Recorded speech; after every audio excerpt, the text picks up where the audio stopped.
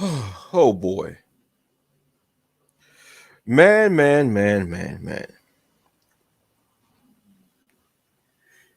You see, what I'm learning more and more when it comes to these panels on YouTube is how people have very little communication skills. They have very little social skills.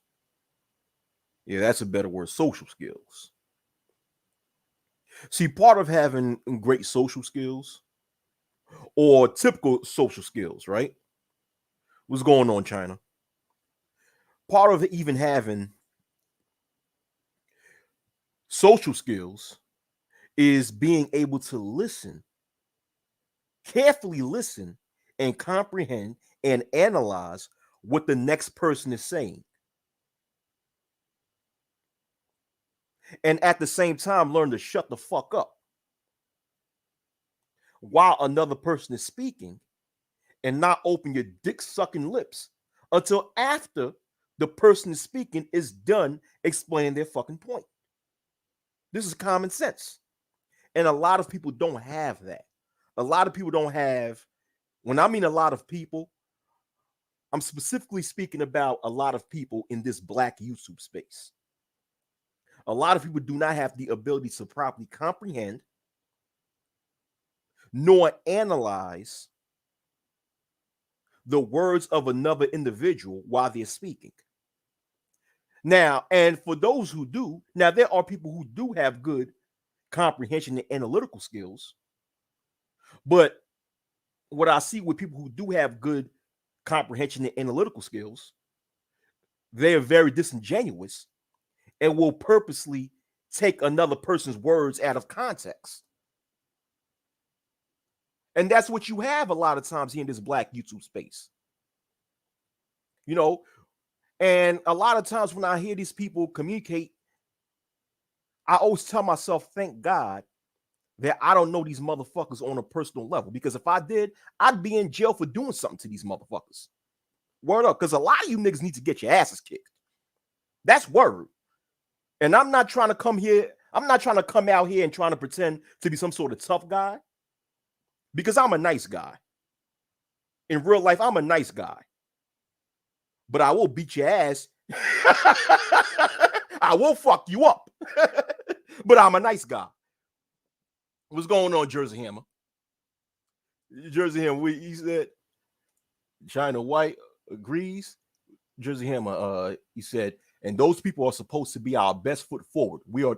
Thank you, Jersey Hammer. Exactly, Jersey Hammer. These are the same idiots who come on YouTube and try and present themselves as the cream of the crop of so-called black people, the best of the best, the creme de la creme, as the French-speaking world would say. They present themselves as such, but when you sit down and observe how they communicate, you'll realize that's not the case. These are not the best of the best individuals. These are the worst of the worst individuals that's on these black YouTube streets. Yes, China. Yes, they have issues. Yes, unfortunately, so-called black people have issues. A lot of them. Yeah, Jersey Hammer. I'm a doctor. Motherfucker, if you I'm a doctor. Yeah, that's some of the claims. That's like an example. Jersey Hammer is given, a very good example. When a lot of people come on here and tell what they do for a living. Now, my thing is this. Now, I don't know what a lot of these individuals do for a living. So I'm not on here to say whether someone is lying about what they do for a living or if they're telling the truth. But for example, I'm gonna use Jersey Hammer's example. If one of them niggas on here, several of them niggas on here, if they claim to be doctors, then what I have to say is thank God you're not my doctor. Because if you were my doctor, I'd be dead by now. Because I wouldn't trust not a lick of advice when it comes from a motherfucker like that. The way a lot of people in so-called black YouTube behave, just looking at their behavior and looking at their poor social skills, if they are a doctor, I feel bad for their patients. I feel bad for their patients because I personally cannot trust an individual like that. Individuals who behave the way that they behave on here, judging by how people behave and how people communicate, or in this case, miscommunicate in these black YouTube streets, I cannot trust them with my health. I don't know about you guys. I don't know about you guys in the comment section or any of you guys watching, but I personally will not trust an individual who behave the way that they behave on these black YouTube streets to be my doctor. I can't do that. Or my lawyer. Some of them claim to be lawyers. I'm like, damn, based on how you guys present yourself, shit, if you was my lawyer and I had a court case, I'd be in jail. Yo, for real. Shit. Yo. What's up, Mike V? What's going on? But going back to what I was speaking about when it comes to social skills. Yeah. You see a lot of these individuals just lack proper social skills. And you know what kills me? And I was thinking about this last night. What's going on, Third War Colombian? What's up? What's popping? And I was thinking about this last night, right? Because this reminds me of a conversation that I had on a live stream not too long ago. And Mike V was in this conversation. I was in a live stream. It was myself, Mike V, and a few other brothers, right? And what happens is that, okay, the conversation was an example of how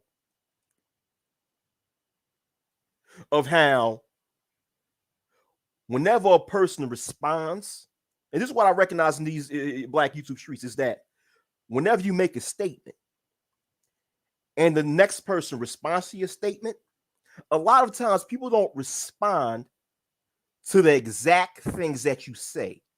They respond to what they assume you're trying to say. Because people have a tendency on here that when you say something, they think that you're really trying to say something else. They think that what you're actually saying is talk. They believe you probably talking in code and you're really speaking about something else in their minds. So when they respond to what you're saying, they don't respond to your exact statements. They respond to what they assume you're trying to say. Because once again, people like that assume that you're trying to say something else. So what that results in is people responding by utilizing straw man arguments. Basically, when someone is responding to your statements based on things that you haven't said. I realize that about a lot of people in this space. Instead of responding to your exact comments, to your exact arguments, they're going to respond to what they think you're trying to say, because in their minds, they think that you're trying to say something else. No, motherfucker. As far as me, I say what I mean, and I mean what I say. I'm straightforward. All right? I'm too straightforward of a motherfucker to speak in code. I don't speak in code.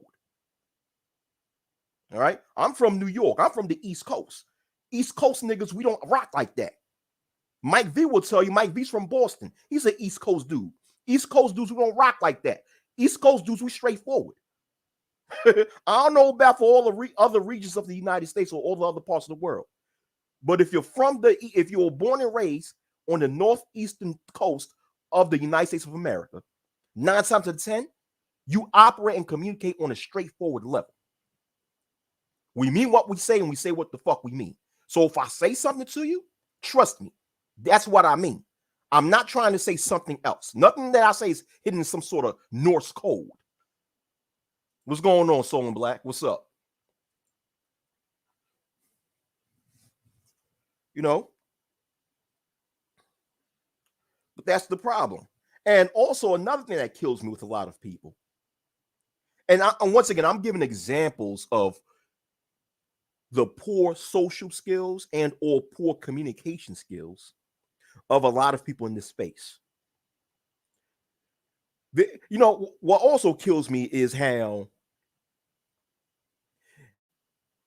like, for example, is how when someone would tell you something very obvious, but act as if they're telling you something profound. You know, they'll tell you the fucking obvious, but present it to you as if they're telling you something profound, as if you did not know that. But once again, it goes back to a lot of individuals on here making assumptions about you instead of inquiring to know things about you. Like, they'll assume you don't know something. They'll assume that you don't know something that's very obvious. So thus, they make it their job to tell you the obvious as if you don't know that. As if they're telling you something profound. Like, for example, I'm going to go back to, like I said, a conversation that I had on a live stream about 2 or 3 days ago, and Mike V was in the live stream. This was on Sir Obadiah's channel, right? And shout outs to Sir Obadiah, by the way, man. Shout outs to Sir Obadiah. I'm glad that his channel is growing. You know, I consider him to be another member of Black Manosphere 1.0 because he was around during that era and he was making content during that era, right? But all right. So Mike V was in the stream also, was myself, Sir Obadiah, and there was another individual. I don't know the individual's name. Maybe Mike V know that person's name or Sir Obadiah, but okay. So we got into a conversation when it comes to a lot of people in the Black manosphere and their political positions, right? And I was speaking about how it's hypocritical for a lot of people within the Black manosphere to claim to be Republicans, all because they feel that the Democratic Party have created policies that destroyed the so-called Black community, when the Republican Party have done the same thing. Thus, I gave examples of the things that the Republican Party have been responsible for when it comes to either attempting or destroying the so-called Black community, right? So then when I gave these examples, once again, I was just pointing out the hypocrisy of a lot of people in this space who claim to be Republicans, right? So therefore, this one person, like I said, I forgot this person's name, he responded to me by saying, well, the Republican Party, well, hey, Wacky, the Democratic Party and the Republican Party are two wings of the same bird. I'm like, so it's like Mike V and Sir Obadiah totally understood my position and why I was stating the things that I was stating. Even Mike V responded to him. It's like, hey, nobody's stating anything otherwise. You know, I'll just paraphrase what Mike V said, but Mike V had to respond to him and say, hey, listen, I don't think anybody in the panel is stating otherwise. And I had to respond to this individual. I said, listen, I already know that. It's like, and I said, I already know that. And I said, it's not my intent. When I make the statements that I made, it was not my intent for me to defend the Democratic Party because I'm not a Democrat. I'm not a Democrat, nor am I a Republican. I don't like any of those two parties. I don't like the Democratic Party or the Republican Party. So therefore, it's not my intent. So my intent at giving these examples is not to defend the Democratic Party. My intent is just to show the hypocrisy of a lot of the males in the space who profess to be Republicans. That's all I was doing. But the reason why this individual was telling me how the Democratic Party and the Republican Party are two wings of the same bird, in my opinion, is because the person assumed that I didn't know that. The person assumed that I was defending the Democratic Party and I was just going all out against the Republican Party. See, instead of this individual acquiring or asking about my political position, because if he asked me, I would have told him my political position. If he asked me which party do I represent, I'll tell him. I'm open about that. But instead of him inquiring to know my position, he assumed that he knew my position, and he assumed that I didn't know that the Democratic Party and the Republican Party are just as corrupt. That they're not really that different from each other when it comes to being corrupt. He thought I didn't know that. So he felt the need to tell me that when he felt the need to tell me that the Democratic Party and the Republican Party are two wings of the same bird, as if that's something new to me. Sure, I've been knowing that for almost 20 fucking years, that they both two wings of the same bird. To a degree. Like, you're not telling me something new. It's like when it comes to these types of topics, my mind is on level 5. Not to brag and boast, but my mind's on like level 5 and 6. And when he told me that shit, he's telling me some shit that's level 2, as if I'm on level 1. Come on, man. But once again, his reasoning for making that response is because he assumed that I didn't know something instead of him actually acquiring to know my position. So he made his statement as a result of him assuming something about me. And a lot of people on here does do that. They'll assume something about you instead of acquiring to know something about you and basing their response what they know, not what they assume.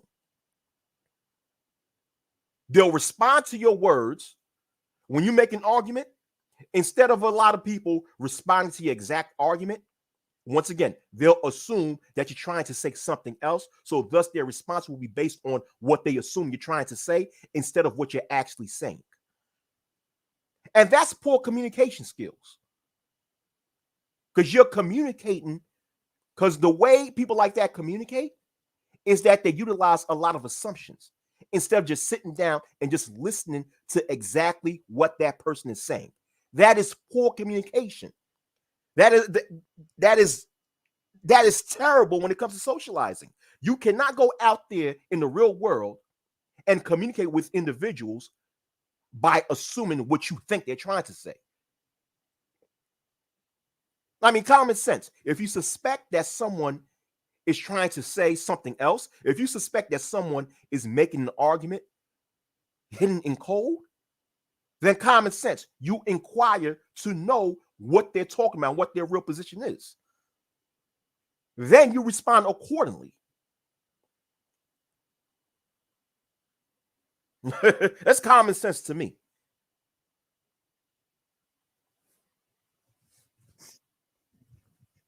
And then what you have also in this space, which is funny to me, is that now what it seems like, okay, a lot of people realize that I came from the Black Manosphere 1.0 generation. And during that time, what mattered most when it came to content creators and the content that they were putting out is the message that they were given in their videos. Not the views, okay, not how much views that they have, but the message. But what it looks like now in today's era of Black YouTube in general is that a lot of people put more emphasis on the amount of views and subscribers that a content creator has instead of the message within their videos.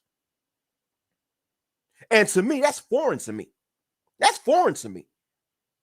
Because the way I am, right, is that I don't give a fuck how popular or unpopular a content creator is on YouTube.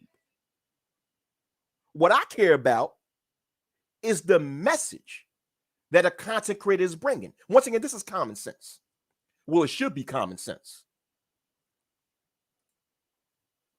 Yeah, what's going on, blind guy? His wife, their life. What's going on? Song Black says, common sense ain't common no more. Reasonable sense these days. Yeah. Yeah. Yeah. And the thing is, a lot of people don't even understand. A lot of people don't really know where this thinking in Black YouTube stems from. You know, because what it is that the reason why I'm bringing this up is that now you have a thing where whenever a content creator critiques or questions the credibility or even the statements of another content creator, The other content creator that's being questioned is going to respond, a lot of times respond by saying, well, I get more views than you do. I get more subscribers than you do, as if that shit matters. So it's like, okay, even if a person, even another content creator, let's say for example, right? If I critique another content creator based on something that they said or did, right? And I express that and I critique that. And that content creator happens to have more viewership and more subscribers than I have. Now, if I critique that content creator for something that they said or did, how the fuck do you having more views than me is relevant to what you said or did? That's not relevant.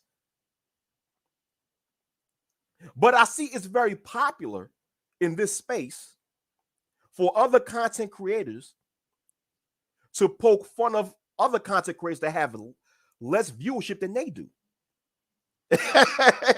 And people don't even understand where that concept stems from. Because during my era, the 1.0 era, we didn't do that. We didn't do that. If two content creators got at it, they got at it due to the actual information or the actual facts or the actual allegations that was brought up to the table. And we battled.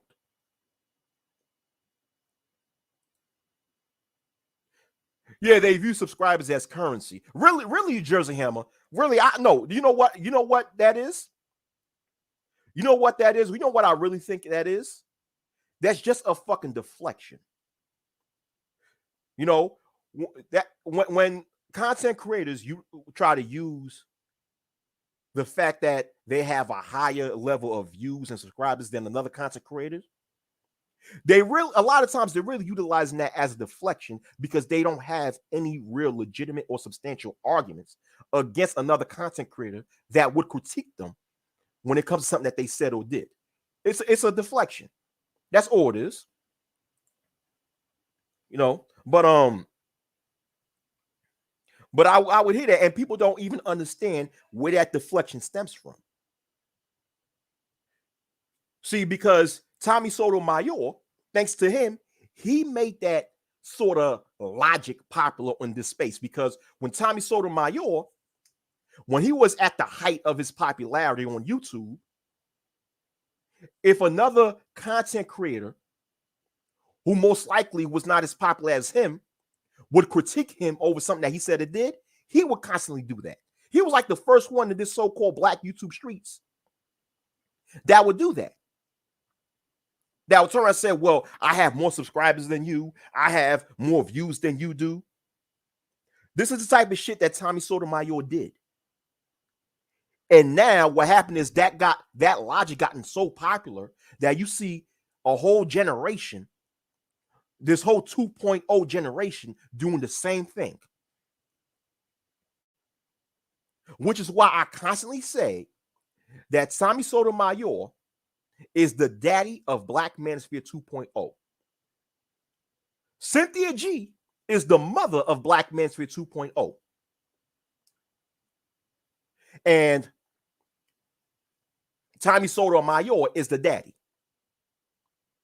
And Sergeant Willie P is the granddaddy of Black Manosphere 2.0. Because really, a lot of people within this 2.0 era of the Black Manosphere copied from Tommy Sotomayor, but Tommy Sotomayor, took a lot of his style from Sergeant Willie P. So Mama Cynthia, aka Cynthia G, is the mother of Black Manosphere 2.0. Tommy Sotomayor is the father of Black Manosphere 2.0.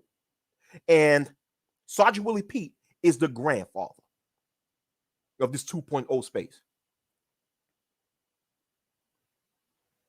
So the sons of Tommy Sotomayor is whole ass niggas like Angry Man, O'Shea Puke Jackson, Oblivion, Obsidian, whoever you want to call them, you know, and all the other motherfuckers in that era of the Black Manosphere. Those are Tommy Sotomayor's kids. Because they copy this nigga like Tommy's their daddy. So Tommy Sotomayor was like one of the first ones in this space, or in this so-called black YouTube space, that tried to poke fun of any other content creator who's not as popular as he is, but would critique him over something that he said by saying, I get more views than you do. I get more, so I have more subscribers than you do, like that fucking matters. And a lot of times when other content creators would critique something that Tommy Sotomayor said, their critique was very legitimate. It was very factual. But yet Tommy Sotomayor would respond by saying, I get more subscribers than you do, blah, blah, blah, blah, blah. And you, once again, you see a lot of people in today's black manosphere doing the same motherfucking thing. I remember a time when there's a content creator who goes by the name of Equazi 100, who's now known as the brother of Common Sense and Logic.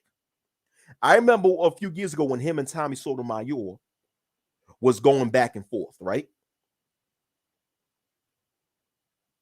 And it was all because Tommy Sotomayor was upset at Equazi, you know, better known as today, the brother of Logic and Common Sense, for not giving him a birthday shout out. Therefore, he started making videos trying to roast, you know, the brother of Logic and Common Sense, or Equazi 100. And I remember one of the arguments that Tommy Sotomayor stated to try to roast Equazi, you know, is the fact that Tommy said, well, every time when I visit New York, I'm in New York, and guess what? Everybody know who I am in New York. Everybody stops me to talk to me. I'm known in your own city. See, because Equazi 100 is from New York, like I am, right? So Tommy Sotomayor tried to utilize that as leverage against Equazi by saying, I'm more popular in your city than you are. Right? He tried to use that as a way to try to, you know, I guess, humiliate Equazi, which doesn't make any sense. The fact that, okay, let's just say that's true. Let's just say Tommy Sotomayor is more popular in Equazi's home city than Equazi is. What does that have to do with the actual argument? Nothing. Nothing. But once again, this is that bullshit. When people try to utilize their popularity and use that as leverage against another content creator, whenever another content creator critique them about something that they actually said and did. And what I find so funny, here's the funny part with these same content creators who try to use their fame or their subscribers as a way to try to humiliate another content creator, is that a lot of these content creators who are famous today, they're eating off of the fame of another content creator, which is some big shit. When you see a lot of the popular content creators today, right, who's like very popular on YouTube, a lot of times they make content putting a more popular content creator's name on the title of their videos. They actually tag a more popular content creator in the title of their videos as clickbait to get other people to click on their videos. And they put a picture of that more popular content creator as a thumbnail of their video. Once again, utilize that as clickbait so they can get more views. And a lot of them constantly make videos speaking about more popular content creators. So basically, your fame is off of the fame of somebody else. So you didn't even get popular the right way. You got popular by eating off the popularity of another individual. But then when you got your little 3,000-4,000 subscribers due to eating off the plate of somebody else, you want to brag and boast to someone who's not as popular as you, that are more popular than you? What type of shit is that? You know what I'm saying? That's like, yo, you know what? You know how stupid that is? That's like, okay, that's as stupid. Okay, I'm gonna tell you what. Okay, that's okay. I'm thinking of an example here. I'm thinking of an example. Okay, that's like a motherfucker who lives off his mommy and daddy. That's like a grown ass man who's in his 30s and 40s and still lives off of his mother and father because his mother and father probably got it like that. But he's poking fun of the next man who probably doesn't have much. But at the same time, the next man who doesn't have much is taking care of himself and not relying on his parents to take care of him. You know, the guy who whose parents got it like that, and he's but still living off his parents, he'll go to the guy that don't have as much as he does, but is relying on self and saying, see, I have more than you, I have more than you, but you might have more than me. But the thing is that you're living off of other people. And you see, me as a content creator, I don't do that. Like the overall majority of my content is not based upon, and it does not, and it's not revolving around other, more famous content creators. In the majority of my content, you will not see me tagging a more popular content creator in the title of my videos, nor will you see me put the picture of a face of a more popular content creator as a thumbnail of my video. I am not going to gain I'm not going to put myself in a position where I gain my popularity off of the popularity of somebody else. Because to me, that's some bitch shit. A real man builds on his own.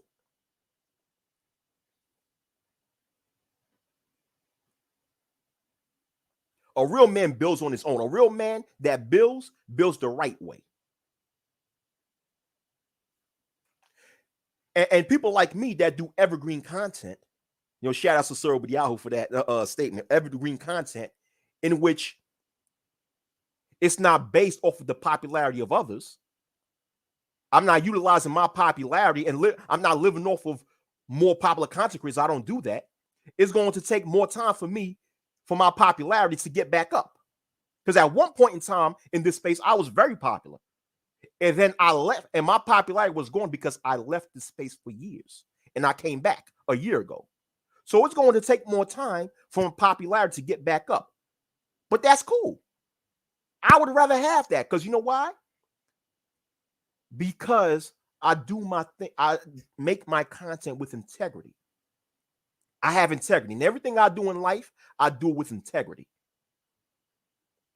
And there's no integrity for a content creator to build their platform upon the backs of other popular content creators. I mean, you have individuals, right, who have a little bit of fame, but they're known for going on other popular content creators' panels and speaking. And their whole point in speaking is trying to sell themselves. Because, that's what a lot of people do. A lot of people go on Bernard Riley's panel, the more popular panels. Bernard Riley's panel. They might go on BGS Immore's panel. They might go on the lead attorneys panels. They might go on, they might go on Game Changers panels. They go on these panels because they know that these panels that have a larger audience is going to give them more exposure. So they sell themselves as a way to get more subscribers, to get more eyes on them. And well, that's a smart move, by the way. But at the same time, that is an example of a content creator building their platform off of the backs of somebody else, which is why you got certain content creators who's known because of another content creator putting them on. Oh, this person put you on. Obsidian put you on. If it was for Obsidian, you wouldn't be here. If it was for O'Shea Duke Jackson, you wouldn't be here. If it was for BGS, you wouldn't be here. But guess what? Nobody could say that about the Wacky World of OTV. Nobody. Nobody could say that if it wasn't for another person, Wacky World of O would not be here on YouTube.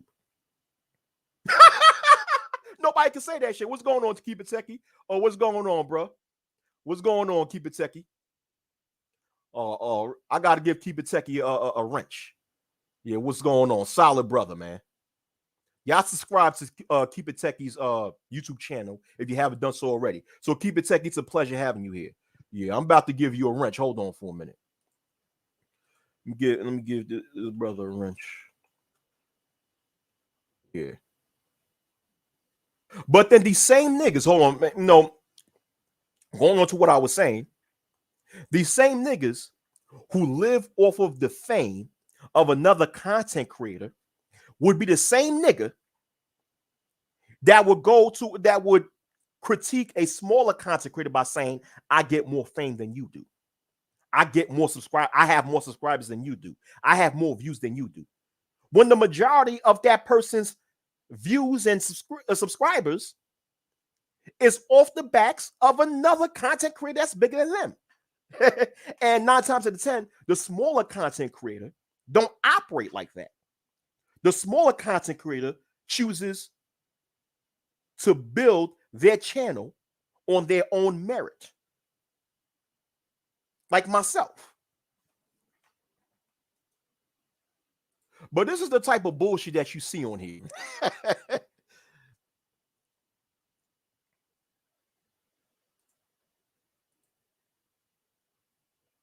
You know, Sir but Yahoo, thank you for sharing this video. Thanks for sharing. All right. Let me see. Hey, yo, y'all click like and share this video if you don't mind. Y'all like this video and share if you don't mind.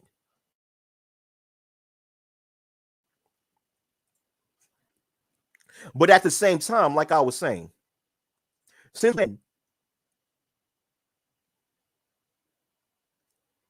when did subscribers, or since when was popularity more important than the message? And I'm speaking in regards of content creators on YouTube, especially in this sector of YouTube. Since when was a person's popularity more important than the person's message? Because I don't give a fuck how popular a content creator here is on YouTube. If your message is bullshit, I'm going to look at you as a motherfucker who's full of shit. I'm not. Come on. And to me, I can't even live with myself. If I was a person who was known as one who built his platform off of the popularity of somebody else, I cannot even sit down and live with myself. In general, in life, if I'm known as a person who lives off of or have to rely on another individual for I can eat, I can't live with myself. Because to me, that's not a definition of what a man is. A man knows how to earn his shit. A man knows how to earn his stripes the right way. And if you can't earn your stripes the right way, you're not a fucking man. You's a bitch to me. And we got too many bitch ass niggas in this space, man. We got some cool, we got a lot of cool brothers. Don't get me wrong, we have a lot of cool down to earth brothers and sisters in this space, but unfortunately, we have a lot of bitch ass niggas also. So what I'm going to do, I'm going to post the link to this panel for anyone who wants to come up and speak. I'm going to post the link. So just remember this. If anyone plan to come on my panel, remember this. Respect me. Respect the other individual on the panel. One person speaks at a time.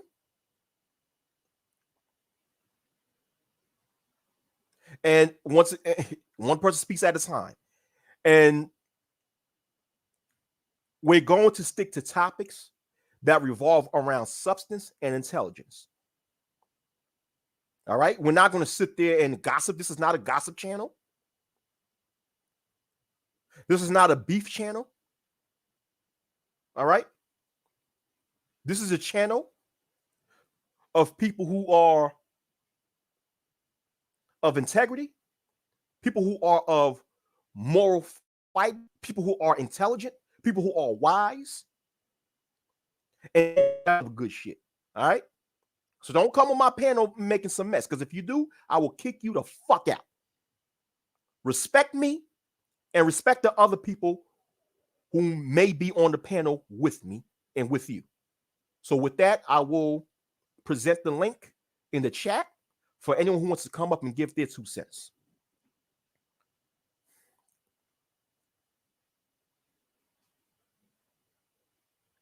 And if nobody's coming up, I'll just end this live stream. If no one wants to come up, I'll just end this live stream. Oh, yeah, and don't forget.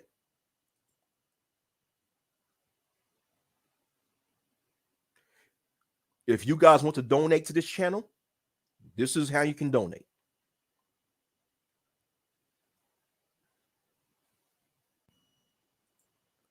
What's going on, Sheed? What's going on? Let me say something too. And just because I put my Cash App on the bottom of the screen, that doesn't mean that I'm making it a priority, or I'm not making it mandatory for anyone to donate. You only donate if you want to. All right. I'm not like these other content creators crying about donations. No. Donate only if you want to. If you don't want to, that's fine. But what's up, Sheed? What's going on? Thank you for coming along. What you have to say, brother? What's going on, man? Yeah, I used to do marketing back in the day, man. And so, like, using people, like you said, using clickbait to put names in the subtitle and pictures, the art of deception, driving people to your channel. I could have been kind of blew up my channel, started beef. I mean, because beef sell. You see it in the music industry. You see it all over. You see competition against other stores and, Pepsi versus Coke. It's all over.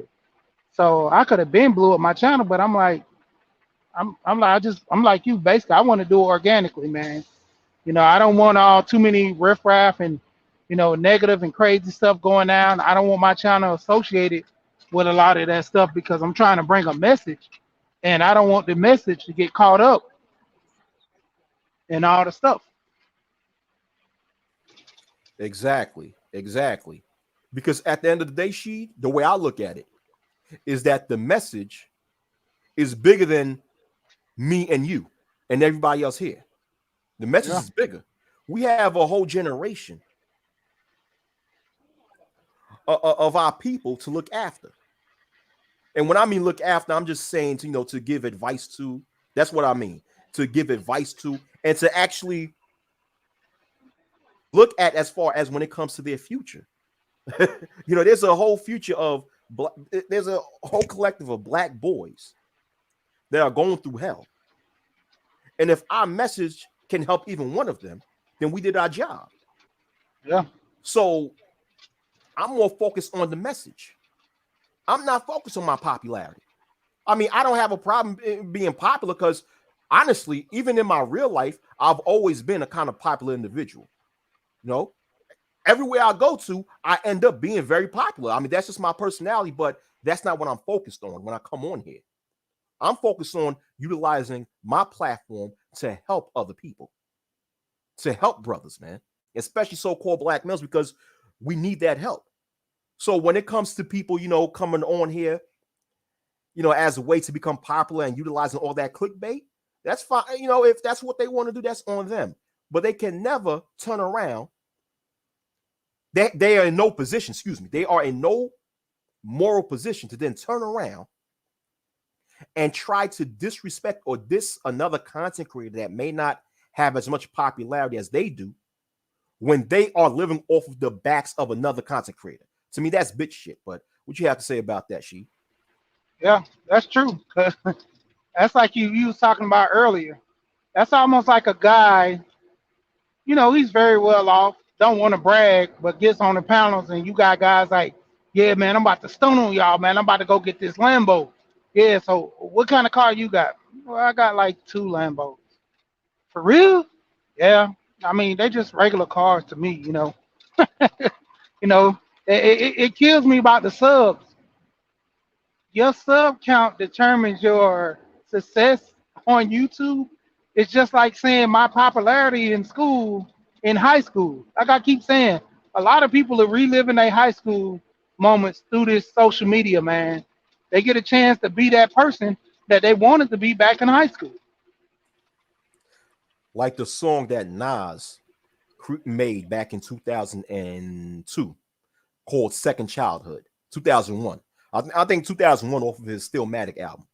Yep. It's called Second Childhood. That's what a lot of people on here are reliving when they come on YouTube. They're reliving their second childhood and thinking that popularity is bigger than the message. It's like I'll take. Oh, I'm sorry to interrupt. Did I interrupt anything, Sheed? Nah, you good. I just said facts. Oh, okay. So it's like I'll take your example. You made a great analogy, right? About the people being popular in high school. It's like when high school popularity results in having good grades.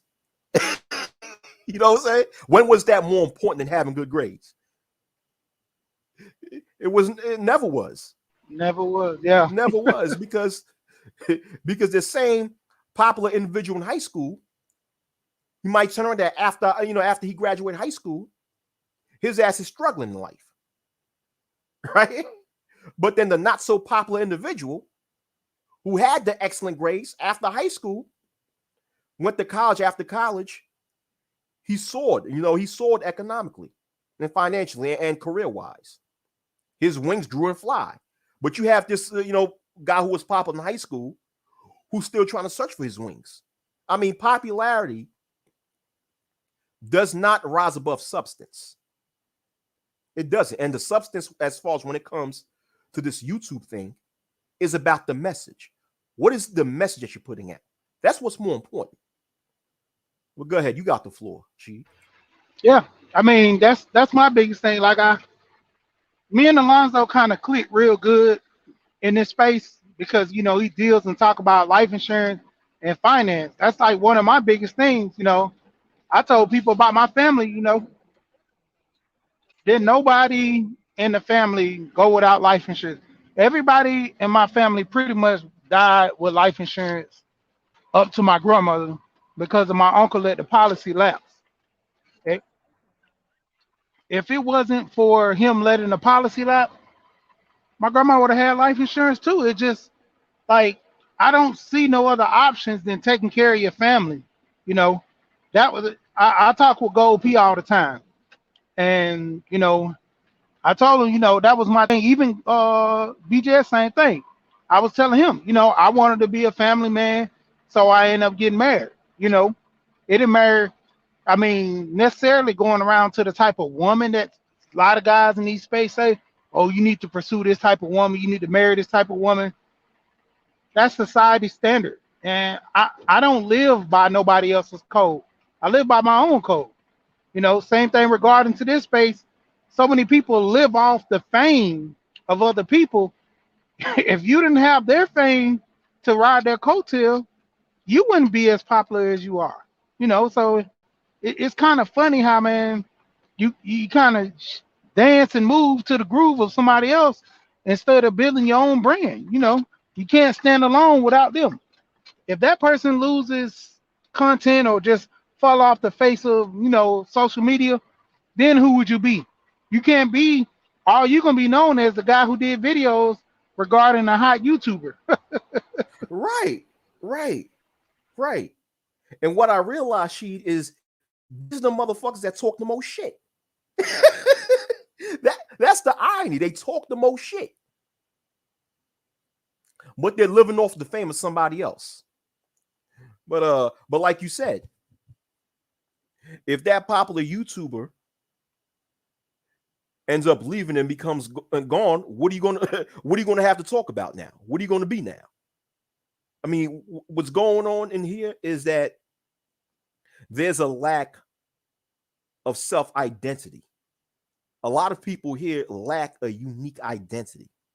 They do. You see that when they try to live off of the fame of another content creator, when they always making videos talking about another content creator, tagging their names in the title of their videos and putting their picture up in the thumbnail of their videos. They lack an identity when it comes to their brand of themselves, and they lack creativity. A lot of them cannot make quality content without the help, some way, some form, of a more popular content creator. You have no identity, man. And once again, that's not like when I see people like that, I don't view them as adult men or adult women, because a true man and a true woman has identity. Know their identity and embrace it. What do you think about that? You got the floor, She. Yeah, when it comes down to it, it's like you're a one trick pony. That's it. That's the only trick you know. That's take like Allen Iverson. He always did a crossover and he perfected it. Now let's say he always went left with the crossover. And someone caught that and said, well, I'm going to go and catch him. I'm going to go left first. So when he actually goes to crossover, I'm stealing the ball. Now, if so many guys study that, what is his go-to move? He can't do a crossover anymore. It's like almost, vanish from the scene, because if you do it, you're gonna get the ball stolen each time. That's the thing when it comes to a lot of guys, one trick pony. That's all they can do is make content relevant off of somebody else's, or they can, kind of ride someone coattail up with the fame. Because as long as they're making good content, that's something to talk about. And even if you try to do something else, you won't get recognized for it because, you the guy that does videos off of this guy, or you the guy that, talks about stuff from this guy channel. We want to hear your after show party or whatever you got to say. And if it's not relevant, it's just going to click off. And after a while, if you're not coming with nothing hot, you're just a one-hit wonder. Perfect. What's going on? Most definitely. What's up, Perfect Timing? What's up? Salute, brother. Salute. Great stream. Great topic. How y'all doing this morning? I'm doing well. And you? Good. I'm doing great, man. This right up my alley. I feel like y'all talking about me. This is a great topic, man. And I see a lot of people in the chat. This is beautiful. I think it's very high school. I think it's very high school. I do all of the things that was mentioned today. I've started implementing clickbait because a lot of the YouTubers that I follow, they've talked about using clickbait to grow. And it's funny how black men, in all respect, Wacky, but black men, we put these hurdles upon ourselves. Like, we didn't create the terminology clickbait. We didn't create Cash App. We didn't create donations. But for some reason, we have to put limitations on ourselves, but using these things that other content creators have used successfully.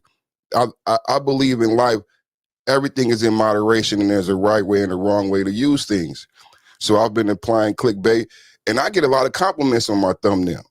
So I don't take it personal because it's a learning curve. A lot of people in the chat might say, "Oh yeah, clickbait is wrong," but can you create the thumbnail that I create? Or even do you even have the app or the proclivity to do what I do? So it's a lot of high school shit talking because you're not as good as Perfect Timing. And I'm not saying Wacky specifically, but individuals with that attitude. I don't see thumbnails on par with my thumbnail. I don't hear content on par with my content. Most of the content creators in the chat that's agreeing is boring. I offer people to come debate me on my panel, but I've noticed that the same people in the chat is the same people going live at the same time I go live. I speculated about the hate, but I couldn't be sure. But when I came here this morning, Wacky, when I seen the 18 people and I seen the people congratulating you, but really don't learn from you, really don't come here. You got 30 seconds, bro. 30 seconds. But a lot was revealed to me today just by the chat and what you said. And I love the topic. Thank you. All right, no problem. But okay, my question to you, Perfect Time, is that when you say you make clickbait based on what? Like, what is it that you put when it comes to your clickbait? Like, what pictures do you put? What names do you put? So I've started to change my thumbnail. Like, if you watch my channel, and I notice a lot of people do, they watch but don't support. So if you see some of my videos have reached over 500 views, and it was a lot of my earlier videos, but now the videos that I've employed the clickbait within the thumbnails are generating a lot more views and clicks. So if you look at my Selfish Thursdays, I got Bella Thorne on the thumbnail. And so I've started to implement her in a lot of my thumbnails because I see it generates clicks. So that right there is something I've done. And then the hashtags that I've used. I've downloaded the app to find out what's the most popular hashtag because I'm doing research outside of the manosphere. See, I think we got to stop this stuff. Like it's the same. We get into a bubble. Like to be a great content creator, you need to model yourself after great content creators. So they use apps, they use clickbaits, they use hashtags, and I'm not, and they're not swayed by the opinions of others, especially as a man. So I'm employing every tactic that's available to me. I have all the apps downloaded. I'm using the most salacious topics. I'm using the most popular hashtags. I'm using the most beautiful models in the most prolific ways to generate content. And then when they get to my page, then I'm going to beat them up. But yeah, I'm doing all of that, and I'm doing it well. 30 seconds. I'm doing it extremely well, and I don't see anyone matching that. So if you're doing that, then that's the way you do YouTube. And I want someone to disagree with me. All right. Well, the thing is that I don't think you comprehend what me and Sheet is stating. Because when we speak about clickbait, right? What's up, Soul and Black? Okay, so what I'm going to do is after I speak, I'm going to let Sheet say his piece. And after she says his piece, Soul and Black will say his piece. But when me and she was talking about clickbait, we're not going against just the art of clickbait. We're not doing that. We're speaking about in the realms when people in this sector are utilizing other more popular content creators as their clickbait, but at the same time critique other content creators who don't have as much of a following that they do. When at the same time their popularity comes from the back of another content creator. That's what we're talking. We actually condemning the art of content creators building their platform off the back of another content creator, and utilizing the clickbait in a way to put another content creator's picture as the thumbnail of their videos and tagging another content creator's name in the title of their videos and making so much content talking about another content creator. To me, that's bitch shit. And Perfect Time, you made a statement. You said that great content creators have to model themselves. Or you said to be a great content creator, you have to model yourselves after other content creators. And I disagree with that. I say to be a great content creator, all you have to have is a great message and great presentation. You don't have to model yourself after anybody. But you know what? To make it fair, hold on. Let me restate. To make it fair, I want Perfect Timing to respond to that. And then I'll let Sheeta respond. And last but not least, Soul and Black. Because I made a statement towards Perfect Timing. So I want to be fair to Perfect Timing and give him a chance to respond to what I just stated. But go ahead, Perfect. I absolutely agree with everything you said. Thank you for the correction and the clarification. I would absolutely agree. I've been noticing the same thing. I won't say no names unless you allow us to say names. But I absolutely agree with that. Some people I highly respect. I've lost respect for it because every video, and this is about a younger man, a younger black man, the same video. So I've just been dealing with my own thing with my platform. So I take things very personal. She'd always get on me about my feelings. I'm a very emotional person. So I've been dealing with a lot of BS on my platform. But if you're talking about specific men using other men to boost their channel, I've noticed that, and I agree that's bitch shit. But with a lot of what's going on, what I identify with is me actually using the clickbait, using the hashtags, using YouTube in the way it was designed to draw people to my channel and then giving them quality content once they get there. And I don't see anything wrong with that, but I do agree wholeheartedly with your statement. And I was wrong and I mistook what you said, maybe because I didn't hear the whole podcast, but I do agree with using other men and putting other men in your hashtag. I agree because you're like a son at that time. So I'm wholeheartedly in agreement with that. Exactly. That's what I'm saying. Exactly. But I see how you do your thing, Perfect Timing. You see the way you utilize clickbait, you're utilizing that the right way. You know, you're putting a picture of a nice looking female, and that's going to get other people to come in and watch it. And then you put the hashtags, right? So I get it. See, you're utilizing the clickbait the right way because you're not living off of the back of another content creator. At least I don't see that when it comes to your content. So, so you're utilizing it the right way, but you have other people who utilize the art of clickbaiting the wrong way, in my personal opinion. But that's just my opinion. But we're gonna go to Sheed, and afterwards we'll go to Soul and Black. Go ahead, Sheed. Yeah, I'm gonna respect your panel, but usually I throw a couple of trolls in to perfect time away. But you know, I will hit you with that not in the way I normally do it for your emotional statement. But you know, Let's go. Let's go. but yeah, man, you actually do it in the right way. I respect your way, and you're not on riding the coattail of other content creators like basically what we're talking about. You know, you building it organically. So you're not starting beefs with nobody. Because me and you can start a beef right now. Go over your panel. Both of us do separate videos regarding each other's profile. Might throw some little slander, some stuff about the way I do my thumbnails because I don't do it as good as you.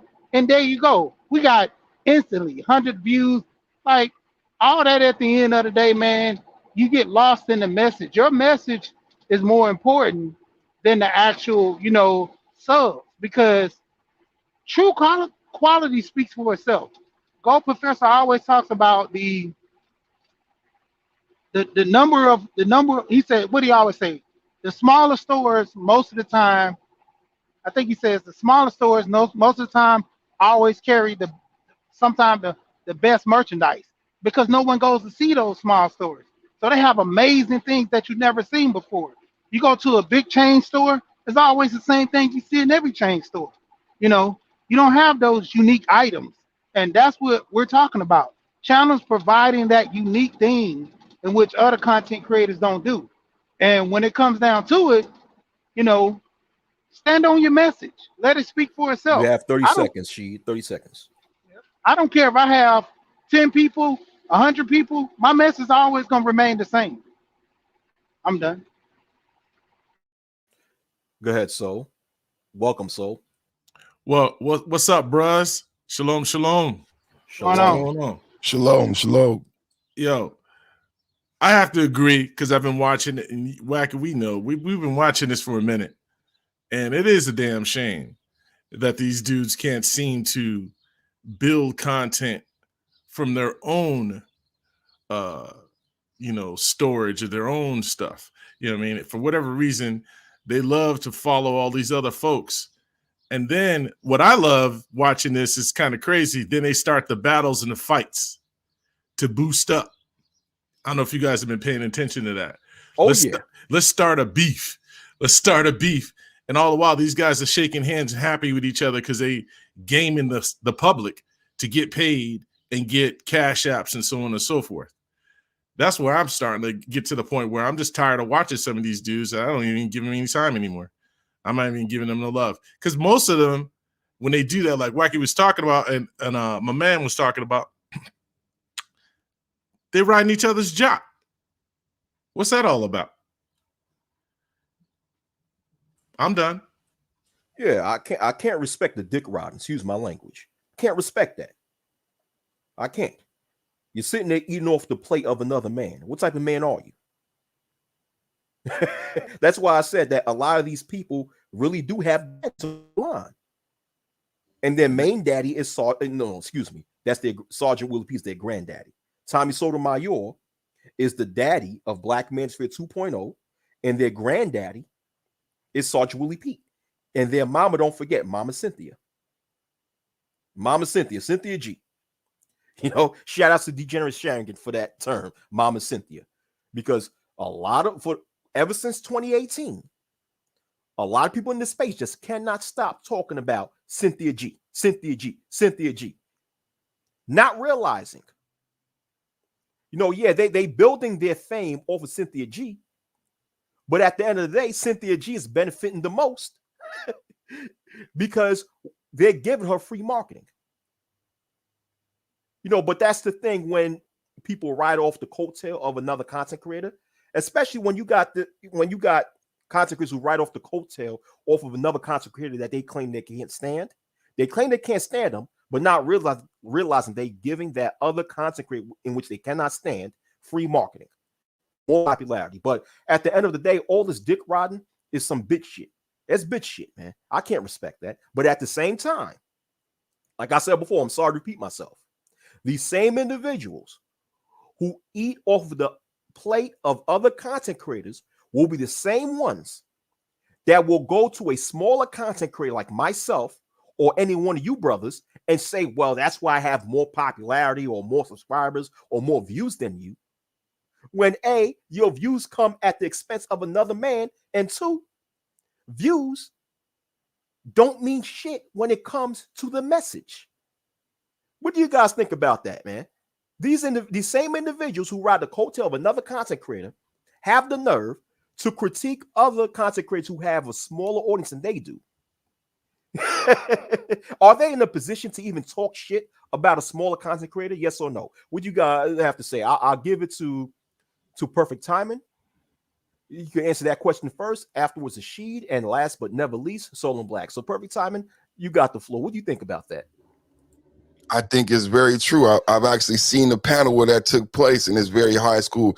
It's sad because it's these individuals who would become police officers and bully people on the street. You see the same thing happening on YouTube. I actually even talked about it because it's the same person that you may be talking about who was talking about smaller YouTube content creators, referring to them in the same languages as that woman with the name with the C, calling them broke and you begging and stuff like that. I was really offended. This person has like 15,000, but he got the 15,000 from doing what you said. And ever since he got the 15,000, every video has been about this younger black man. And I'm wondering, how is these videos helping this younger black man or other black man? And it's like, what do you do with this black man? Something bad happens to him. What's your content going to be about? But then he comes on the panel with a group like 10 other black men, and the whole conversation is him shitting on smaller YouTubers. I was really offended. I was really offended. I've seen it. I don't know what's going on, bro. I don't know what's going on, bro. I can't even begin. I pray over my microphone, and I just pray over everybody on the panel. And I learned a lot from you, Wacky. And I knew this was going to break down into a 0.0 conversation because I see it in between the lines. So thank you again for giving another lesson. And I have been paying attention. I see the shit. No doubt. But you know, before I let Sheed speak, I'll be real quick, Sheed. What that goes to show you with these type of content creators that they have deep-seated insecurity issues because they put their value based upon online popularity. Do you know how pathetic that is? I mean, don't get me wrong. I'm not saying that there's something wrong with online popularity. But when you base your value as a human being on online popularity, that means that you have no real substance of your own to base yourself after. All right. And usually these types of people that have no real substance are usually insecure because they know they lack substance. So therefore, they utilize their online popularity as a substitute to trying to fill in a void that they have internally. And usually insecure people do that. But you got the floor, Sheed. Go ahead. Yeah, I mean, time and time, we talked about this yesterday with you, Perfect. Remember on your show, we was talking about the coaches. You know, at some point, there's going to be a lot of coaches that can actually help, you know, good or bad. Because when I see people doing a lot of horrible stuff or giving out the false message, you know, I get up there and say, sometimes I just sit back and just listen because I want to hear all the content creators around them or just, you know, panelists, see if they agree with a lot of this stuff. Because at the end of the day, I'm like, is the message that important? We're going to lead a whole group of guys astray just on the premise of, you know, the echo chamber, everybody sounding and, you know, being on one accord. Because, I mean, I'm just like listening to them, man. And at the end of the day, we got a lot of work to do. I'm just going to leave it at that. Can I respond to Sheed, Wacky?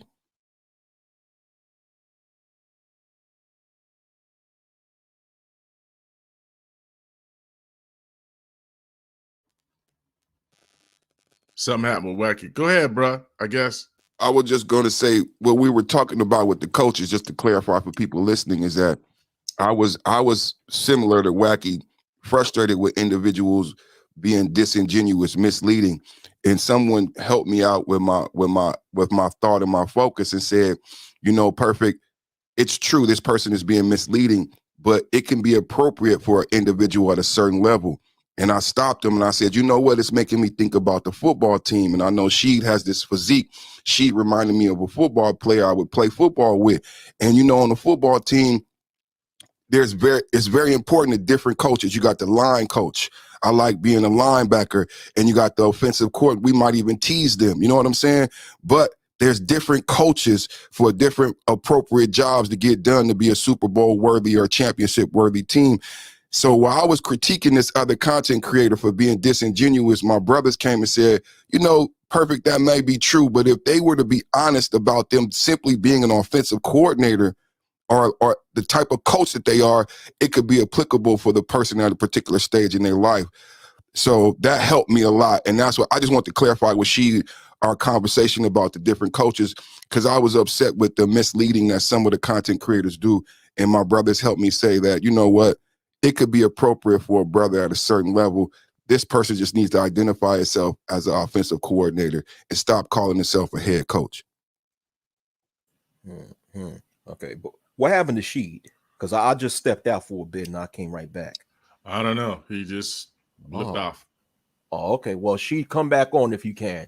Yeah, I had to step away and I just came back. All right, well, go ahead. So, well, my thing is, I like the truth always. That's where I'm at. I'm out on that, let them slide and deceive the people, because deception often costs somebody somewhere.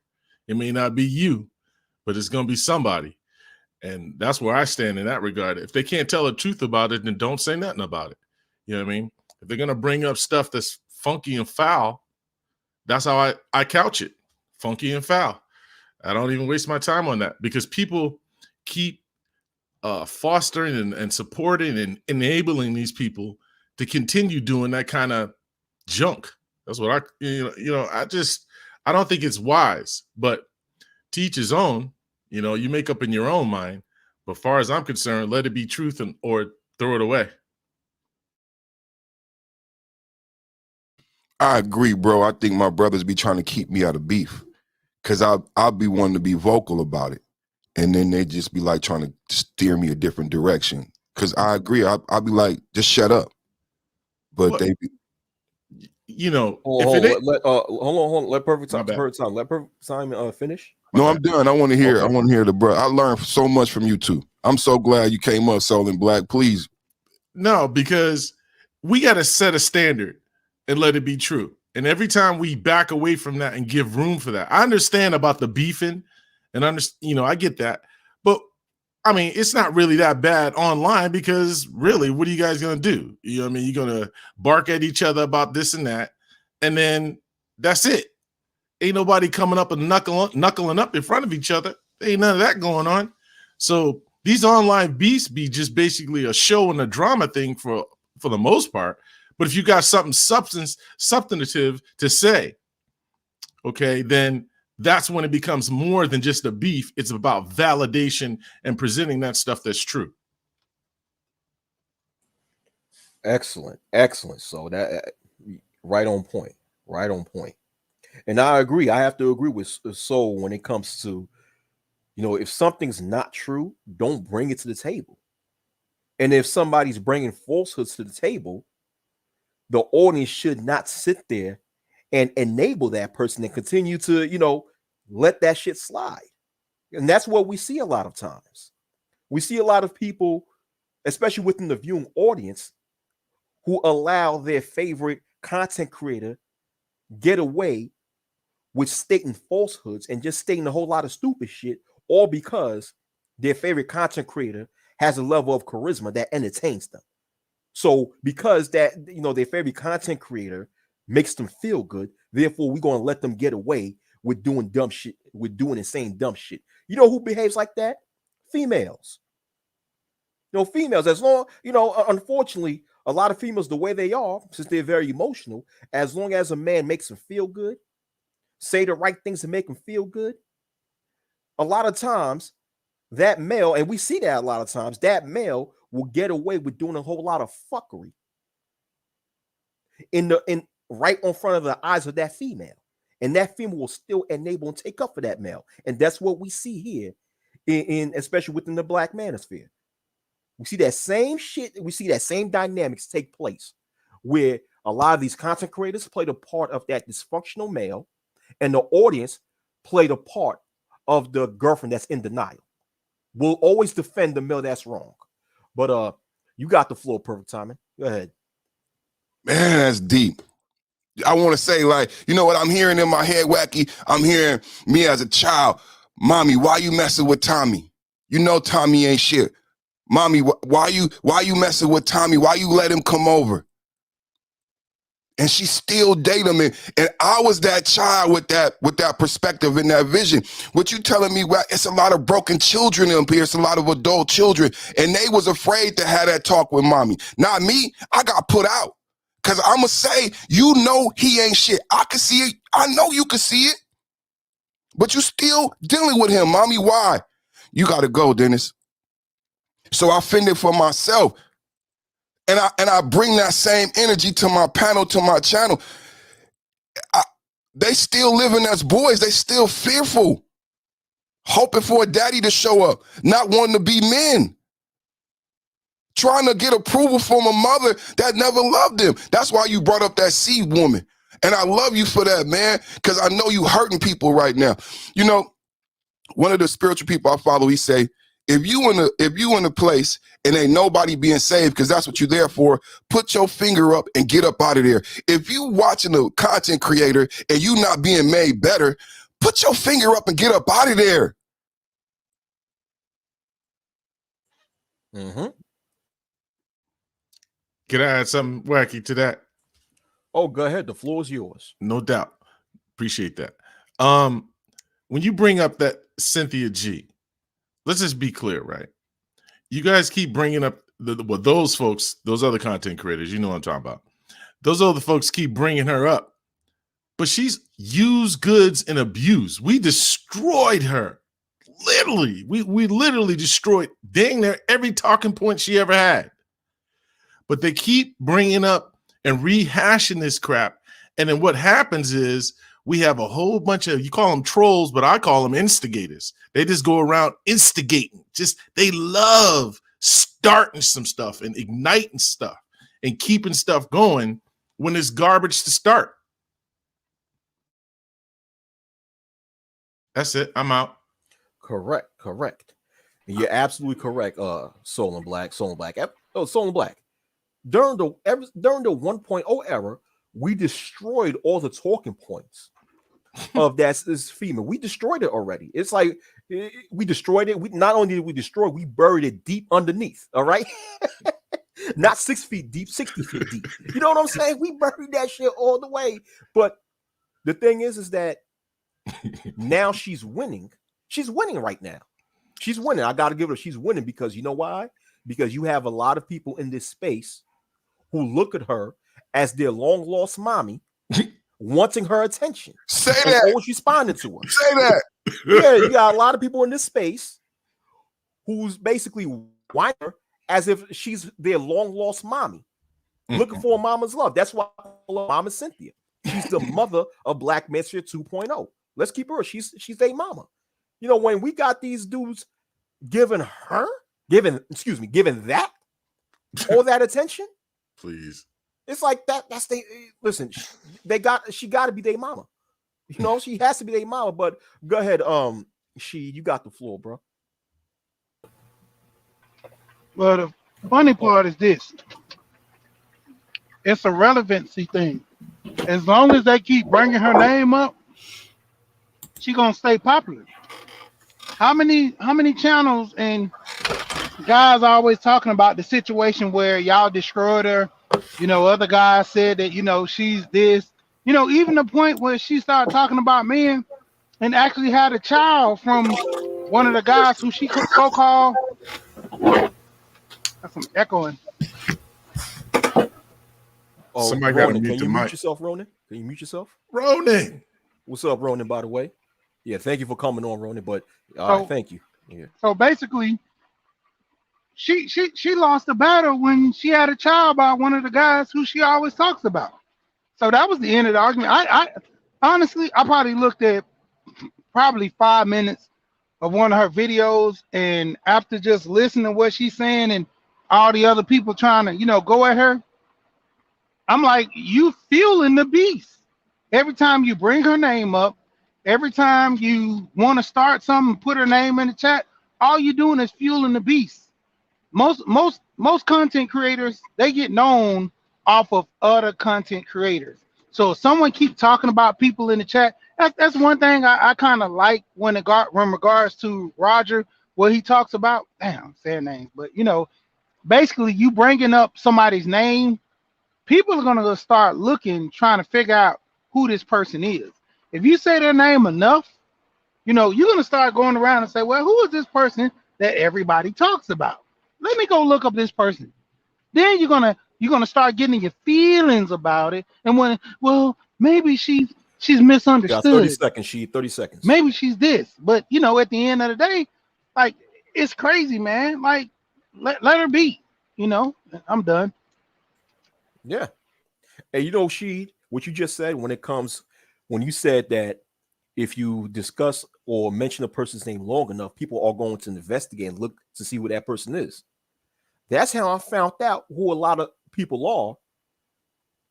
Like CK, aka the pink pill, or other people. That's how I found out who they are, because I never knew who the hell they were until people in this space start crying and complaining about them. It's like, damn, I know I'm not the only one who found out these certain people through these crybaby remarks of a lot of people in this space. I know others have, but I give the mic to my brother, the Book of Ronan. Welcome to the panel. Hey, what's good, people? What's up? What's good? Yeah, feels good to be around the OGs. I've seen you guys since 1.0, so you already know what time it is. Most deaf. But what you're talking about, you have a stern difference between content creators versus conflict creators. And the content creators from 1.0 have been kicking ass, buried motherfuckers 60 feet deep and kept it pushing. It's these conflict creators. They only create villains that they can beat on back and forth time and time again. That way they don't be held accountable for moving the space and the narratives forward, especially dealing with men. Well said. Well said. Most definitely. I like that. Conflict creators. Yeah. Yes. There's a I'm difference. stealing that. Too late. So That was dope. That was dope. I'm gonna take it too. That was dope. go ahead. I'm sorry. But I want to say, it's like I've been around y'all OGs for a good minute, especially Soul, Wacky, seeing y'all doing y'all thing. This space initially was about men's rights activism, talking about the traumas that brought us to this space and how to unfuck the space. But you had too many mama's boys out there looking for yet another mother to sleep with, creating things like true force loneliness and all kind of nonsensical goofiness that keeps them from being men. They want to keep this place as Never Land. That's why we have ethnic outposts versus actual functioning communities. And you have brothers who talk about doing the things we need to do as men to move this space and everything that deals with us forward. But when you're too busy playing out in the street online, that's where you get this keyboard courage from. Most deaf. Roman bringing up the old stuff. Keyboard courage. Hell yeah. Keyboard courage, But I really like that. Content creators versus conflict creators, because that's so true. But go ahead, so you got the floor. Nah, I just gotta go ahead. What's up, Ronan? Ain't seen him in a minute. My man's Joe. But it's like, hey, he I can't even do anything with that, man. I'm gonna have to just leave that alone, yo. I'm gonna just leave that beat, yo. Go ahead, Ronan, run that. You schooling mugs right now. This is like especially you two are among many. I mean, you got Sir O and many others who, again, we done ran the Debos and the Goofies off the space. The thing is, there's too many guys who are too busy chasing for clout. They're looking for sycophants to make them feel good, because online they feel like they're somebody. But when you turn off the computer, who are you? What are you doing? What are you about? We talking about things with 10 life values. and you got guys out here who want to run around and do selfies and duck lips, and then you see that their homes are fucked up. They know as a community is being torn apart. Their reputation is shit. But too many guys out here twerking with fucking hula hoops and Heelys out here, thinking that's masculine. We can't have that shit. And we're not standing for it either. Can I say something real quick? And the church said, and talking to that, when did it ever be? I always was taught G's moving. It's a cliche thing, but if I'm gonna say forget the community and I'm gonna go outside of the community, why I gotta announce it? Why can't I just do it? You know, if I don't want to date certain individuals, why do I have to announce it? If I'm going to date certain individuals, why do I have to announce it? Just do it. You know, like I told guys, I married a baby mama. I mean, my thing is I married a woman. You know, above all else, that was my choice. I'm dealing with any repercussions behind me marrying a woman with kids. Everybody, you know, try to fit this whole thing into one. Granted, I tell young guys, you know, go for what you know. I don't, you know, promote dating single moms and all that stuff. That was my lane. I tell my son don't do that. My stepson as well. You know, I got younger boys. You know, I got my oldest is 21. That's my stepson. I just call him my son, but basically I tell him, look at the situation. You know, see the character of that woman. That's who you need to be invested in. You know, I don't get it with a lot of these guys. 30 seconds. Go 30 ahead. seconds. Go ahead. I'm done. Oh, you done? Then finish up. You Yeah, can I'm finish up, but you just got okay. You done? No, I'm done. All right. Ronan got his hands raised. Well, I was gonna answer his question with one simple phrase, and I've said this back in 2007. It always takes a pussy to expose and control one. wow, you going in now, Ro. He going in. Damn, he going in. He going in. Let me pass the mic to Perfect Timing because he's been silent for a minute. Perfect Timing, do you have anything to say? No, that was great. We had a quote we've been coming back and forth to. We've been dealing with stoicism. And the quote, I get it mixed up, but I believe the quote goes, I am not afraid of an army of lions led by a sheep, but I am afraid of an army of sheep led by a lion. That's a great quote. That's a great quote. That's a great quote. To what Ronan just said. And what I was saying is, like, if you think about some of the movies we grew up with, it's about that young Indian warrior. You know how you remember how you had to get the first feather, how the brave, we had to be brave. Y'all remember what Bone mean? We grew up with them stories of getting that first eagle feather. What they're afraid of is that we might get to the riverbank and look over and see our reflection and see that we kings and see that we lions. So they prohibit us from ever. I said on my channel to the youngsters, and I'm so proud, I pray over my platform that God gave me like 20 and 30-year-olds. I told them, don't look away. It sounds so simple, but it's so complex. I told them, don't look away. And I apologize for saying it to them because I know how complex it is in its simplicity. But I said, don't look away, because I've done that in my life so many times. It's not easy to face forward, to look at yourself and deal with what you see, the imperfections. Don't look away. And that's why I think Soul and Black, you helped me so much, because I don't want to offend, but you was telling me, don't look away. That's all.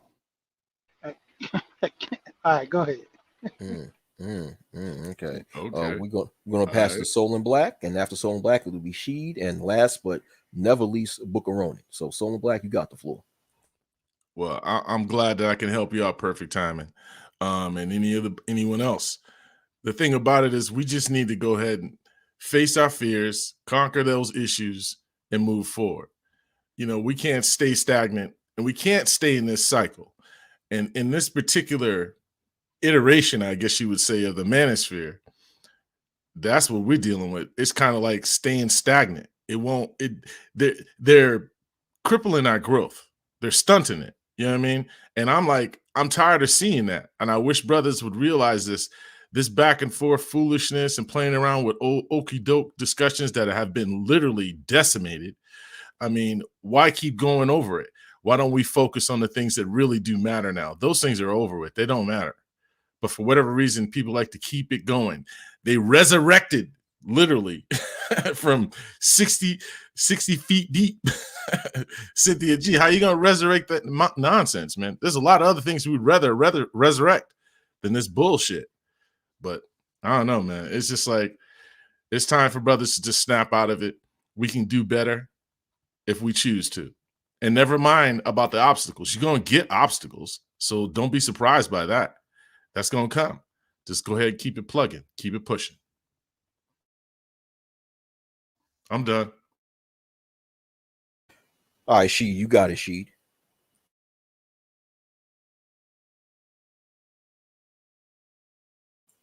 Hello, Sheed. You could unmute yourself. Sheed. You got the floor. Yeah, it sounds like he's mute. Or maybe Yeah, he's still on mute. He may be away.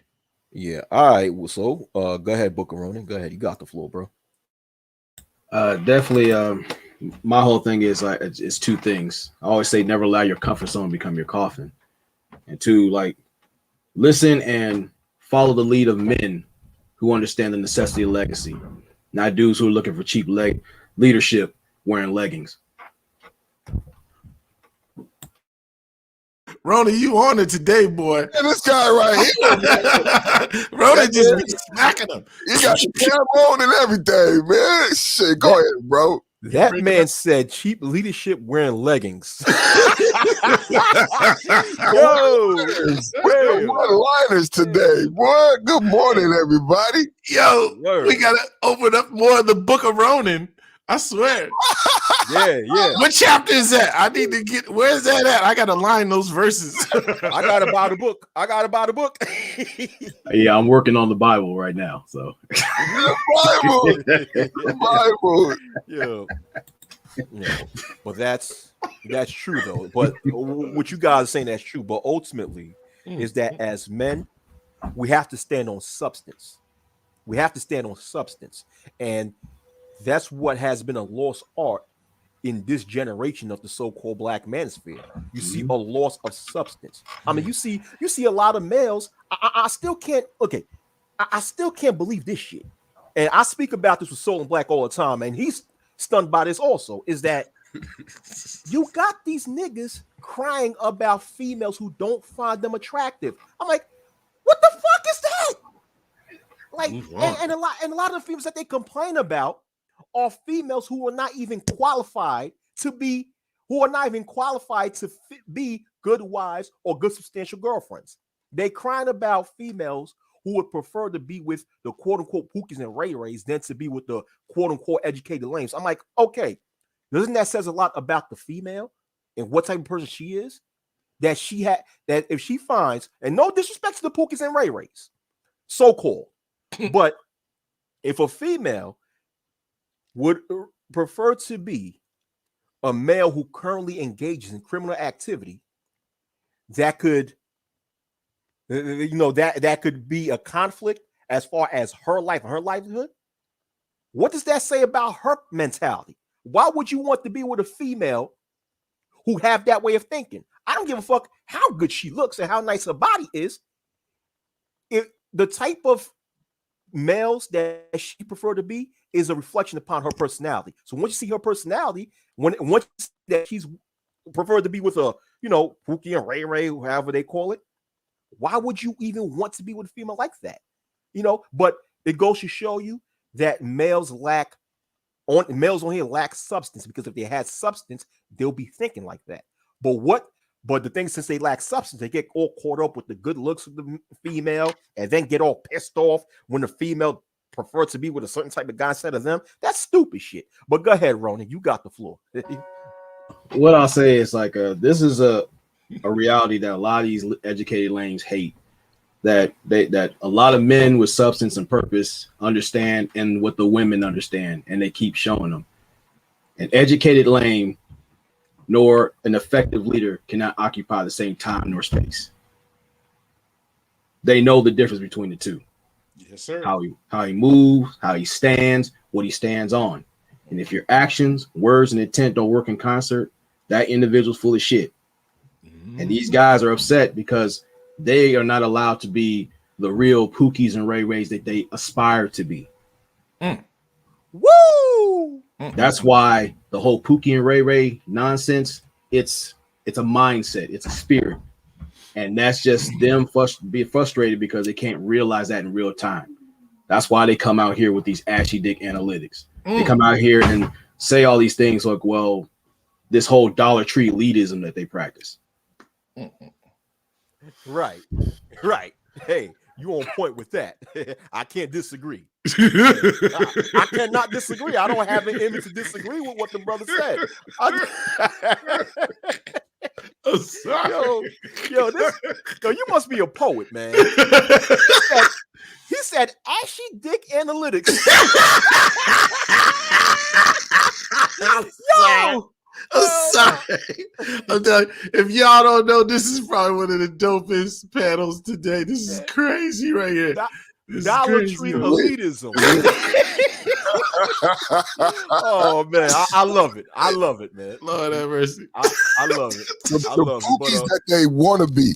Oh no. Yes, I love it. But So perfect true. time. So Go true. ahead, perfect. Go ahead, Oh. perfect, and afterwards a soul. I just could just echo what he said. Is you know, I'm sorry. I'll pass it to soul. What you got? Don't pass it to me. Don't pass it. I'm gonna pass it to Wacky. I'm sorry.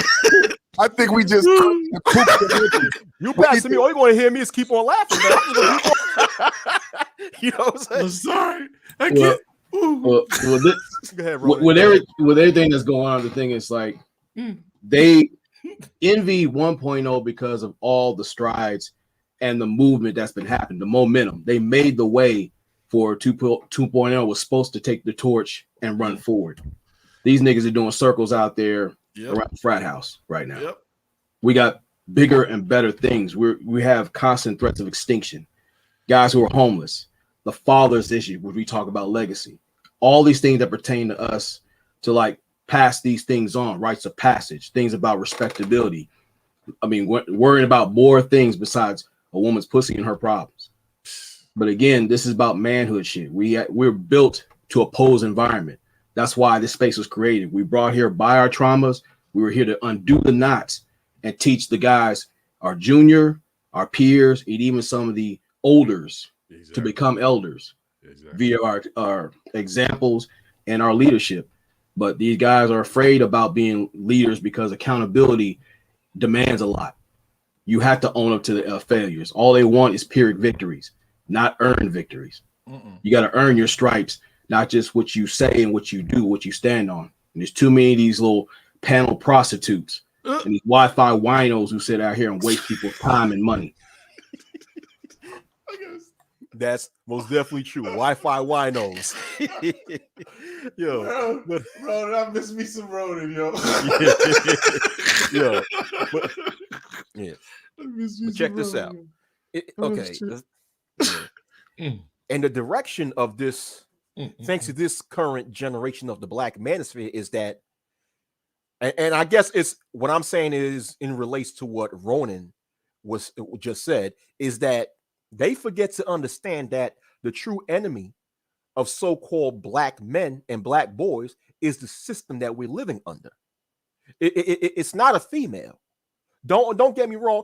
The way I look at the modern so-called Black female is that she has been, and someone can correct me if I'm wrong, that she has been socially engineered to be a pawn for the system that we live under, to believe that we are her enemy and to keep us divided. But in reality, the enemies of us both is the system that we're living under that's keeping our communities destroyed. So my thing is that we need to target the system. And what I mean target the system is understanding what things that happen systematically that put so-called Black people, especially Black males, in the position that you currently see, and what changes that needs to be done. Because when we focus on that, then you focus. Then what's going to come out of that is the improvement of the condition of black males. Not sitting there being, thanks to the Book of Ronan, Wi-Fi wino over what's in between the female's legs. I have time for that. I mean, like the Book of Ronan said, we talking about high homelessness. We have a high homelessness rate among so-called black males. We have an education problem, an education disaster amongst the black male collective. We have high suicide rates amongst black males. We have, the homicide rate amongst so-called black males between the ages of 15 and 34 is astronomical. The number one cause of death of so-called black males within that age range is homicides. That's, do you know how fucked up that is? Excuse my language. That's fucked up. So we have and a lot of these things are influenced by the environment that we live in, and which is also influenced by the system that we live in under. So instead of sitting there focusing on how to change the environment, aka improving or confronting the conflicts of the system that we're living under, we're sitting and worried about what's in between the female's legs. Get the fuck out of here, man. We got bigger things to worry about. But go ahead. I hear so sounds like you have something to say. Go ahead. You got the floor. So the reason what you said, Wacky, requires solutions, right? Correct. And in order for content creators and those in the so-called YouTube streets to present this kind of information and talk about these particular issues and attack them like they're supposed to, solutions have to hit the table. And to be honest with you, they kind of short. Yeah, because they short on intellect. In order to bring solutions to the table, you have to do what Big J Triple X and what David Carroll says, intellectual heavy lifting. And the reason why they short on solutions because a lot of them are short on intellect. They're stupid. They present themselves to be smart with this word salad game to try to articulate themselves as if they know what they're talking about. But at the end of the day, when you look at what they say in context, you realize they're stupid. That's why solutions are short on the table, because they're too stupid to bring solutions. And I don't even think it was the current Black Manosphere intent in order to bring solutions to the table. But I'm gonna pass the mic to Sheed. Sheed, I hope you're able to speak. And after Sheed, it will be perfect time. And after perfect timing, of course, last but never least, my boy Book of Ronan. But go ahead, Sheed. You got it. All right. Just like the 10 life value system, Gold Professor introduced the 9 laws of self-government. And the biggest thing is with the 9 laws of self-government, holding yourself accountable for your actions.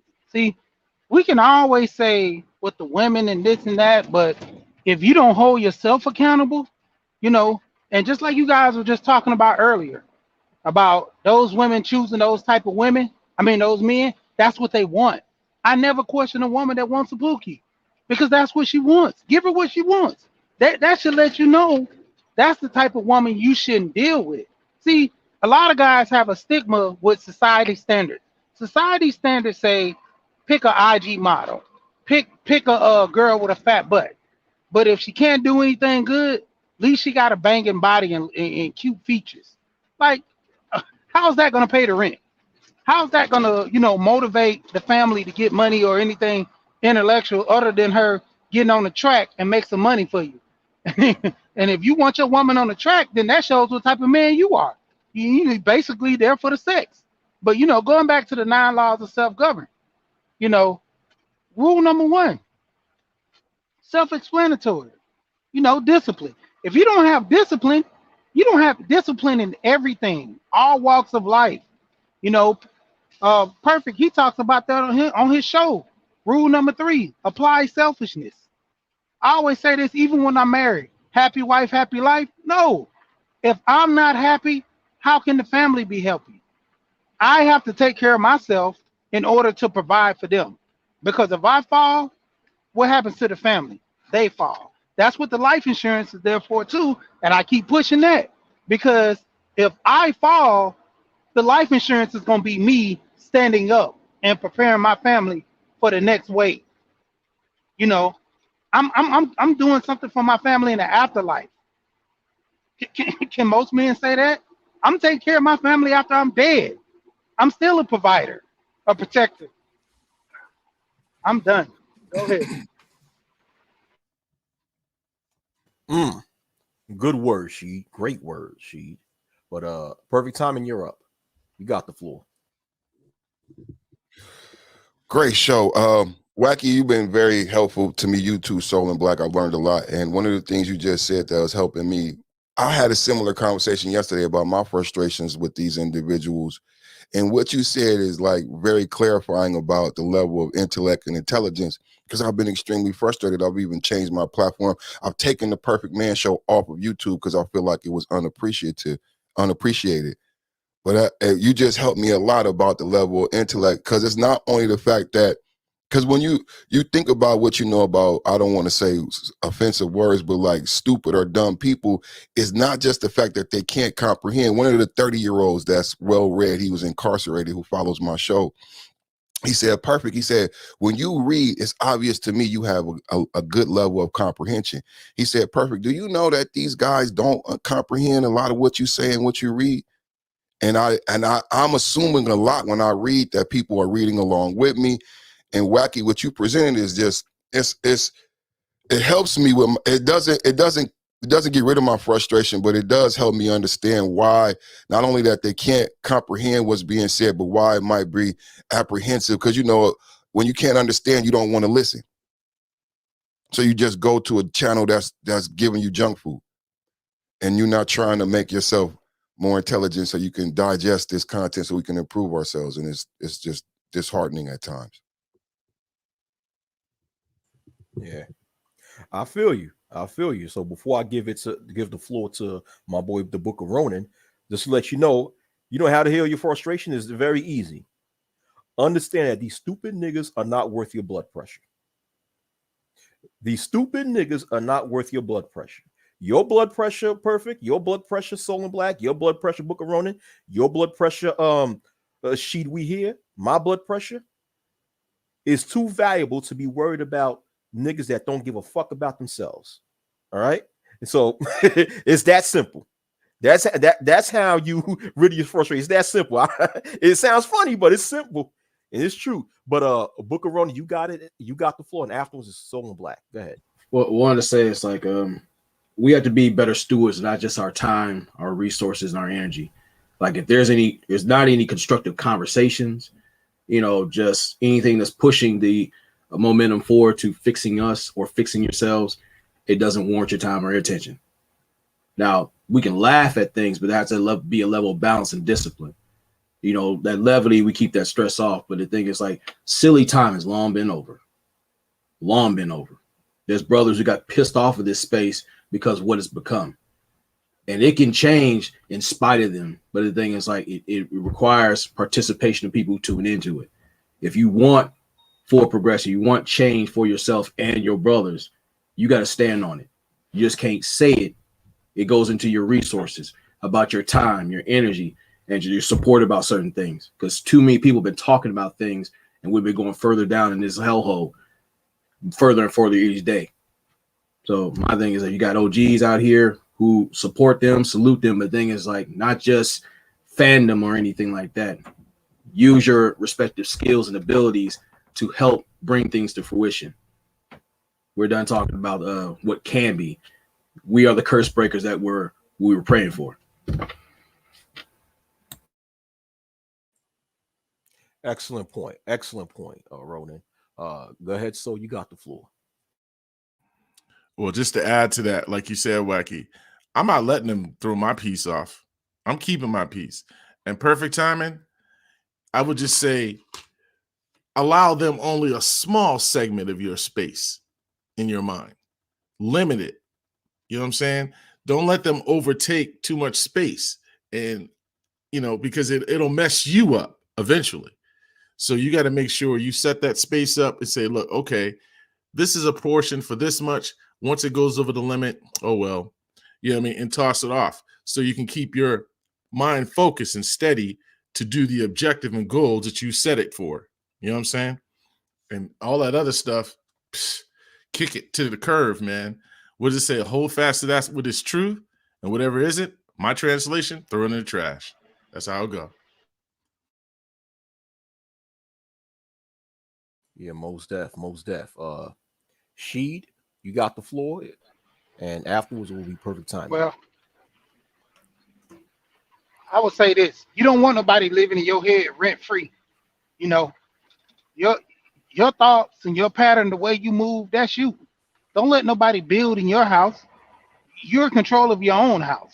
You know, that's why when it comes to the panels, man, you know, I'm starting to limit a lot of panels. I don't want nobody else ideology coming on my panel and, you know, growing. You know, I want my panel to be based on what I want it to be based on. You know, and I sometimes I get it's irritating checking on the panel. You know, that's why sometimes I just jump off the panel. You heard me say this.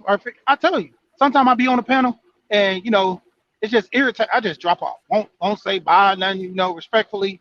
Just be like, man, I can't deal with this no more. So I'm just listening and be like, man, like the guys that are on the panel, you know, you want to come with this man beating your chest, and I always talk about knowledge itself. You know, no shot to the 5%ers, but you know, I speak on knowing who you are. If you don't know who you are, how can you guide somebody in a relationship to follow you? You know, you want a submissive woman, but you can't even be submissive to yourself. 9 laws of self-government. Rule number 1, discipline. You know, protect yourself. You can't do none of the things. 4, read. Not only read a book, read the people around you. You know, law number 9, plant these seeds and be patient. You know, you got to implement things and be patient on the process. Everybody wants a beautiful woman, wants to get married now, but nobody wants to put in the work. You know, even educational wise, nobody's studying a craft to perfect. You know, they just want ready made. You know, the microwave has ruined a lot of people's life. You know, and going back to one more thing, when we always talk about these single mothers, who do you think they produce? The fathers. And what do you think these fathers are doing in relationships? Telling the same narrative to their kids. So when I hear so many men talking about single moms do this, there are some dads that do the same thing because they only know what their mom taught them. They never been around men to break that curse to start saying, steel sharpens steel. Hey, the men who deal with women, you're walking around with an axe. You know, wood 30 seconds, no, Sheed. steel cuts wood all day. You know, so I don't get these guys, man. I'm done. But Sheed, you know, sorry to give you only 30 more seconds left because you know I have to pass it around the mic, you know, but you have made a very good point. You made several great points, especially when it comes to the whole single mother situation. Yeah, because we have to do more in speaking about the other side of single motherhoods too, of the types of men that it creates and the type of fathers that they become if they grow up in their household. I think that's a good point. That's a very good point. But I pass the mic to Perfect Timing. Go ahead. Every time I come here, I learn a lot, man. I learn a lot. I'm glad Soul and Black and Ronan is everybody on the panel. Like, thank you for the advice you guys giving me. This YouTube thing ain't no joke. It's very especially when you're doing it from your heart and you give so much out and you expect. But you guys helped me a lot this morning with managing my expectations for Black men. Emotion, managing my and my expectations, you know, because well, you guys, one of the terms I've said on my channel is father power.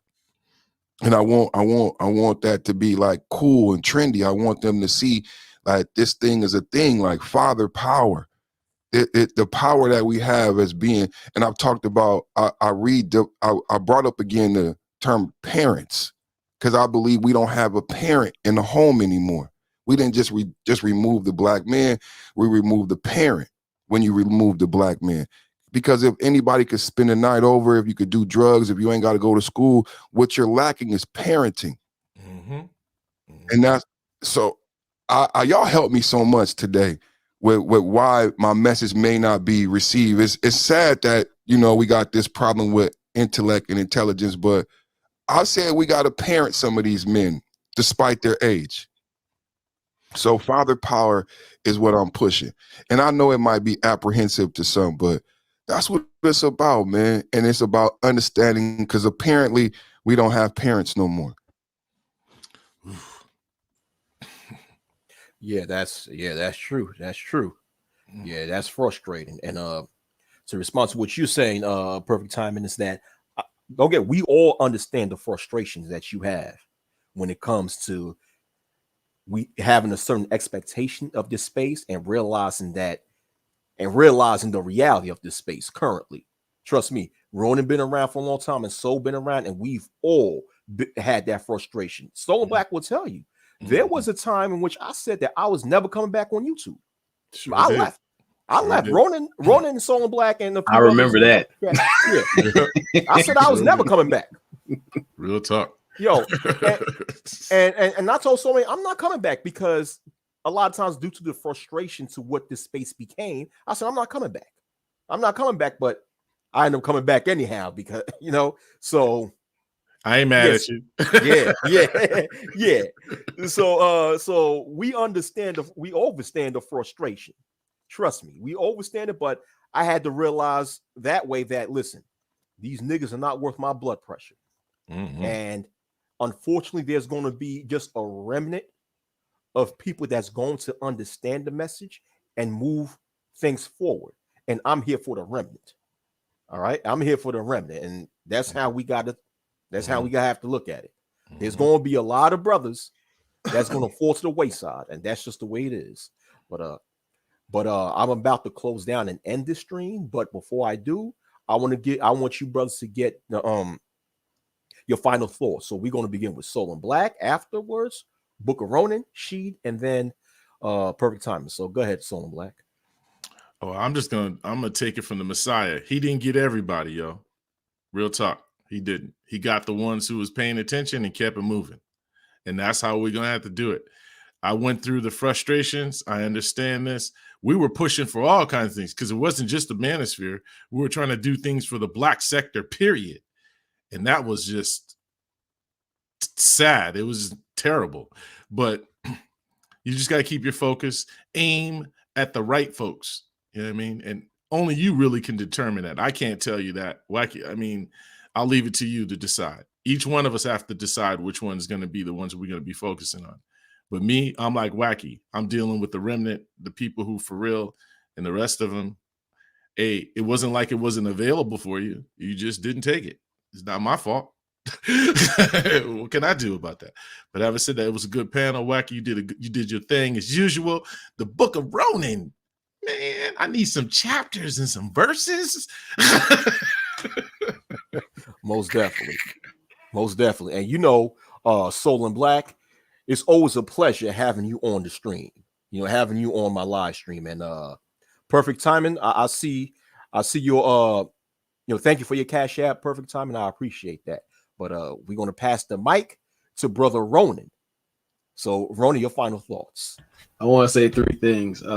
In this space as men, never apologize for being upstanding men. It's a blessing. It's a billet. Again, you incite change, and you make these jellyback Negroes uncomfortable. And that's meant to be like that for a purpose. And number two, quality over quantity. Don't worry about the numbers. They'll come either by choice or being forced by the elements that they ignored playing around out here in the field. And number three, if you're too busy out here being a panel possum, a Wi-Fi wino, complaining about panties all day, you were never red pill. You're just a red jelly bean or a Flintstone tablet. No one was meant to take you seriously. So you can go to sleep, beat off, flake off, and then be cannon fodder if you want to. No one gives a shit about you. That's what I'm talking about, yo. I gotta give the applause, man. Y'all crazy. Yo. Yo. Bro, I'm telling you, I Yo. want some chapters and some verses. I'm telling you. He said you're not red pill, you're a red jelly bean or a red Flintstones tablet. Yo, that's word up, man. That's true. That's true. Yo. Yo. Oh man, that's a good one. Oh man, I love the fact that Ronan's on this stream, man. I love it. Yo, but yo, thank you, Ronan, for your great words, man. But hey, I'm honored to be here, man. Especially around a lot of wisdom and solid people, and say the guys who get frustrated, you know, with the content, don't worry about it. Again, change is never easy. You're supposed to push through.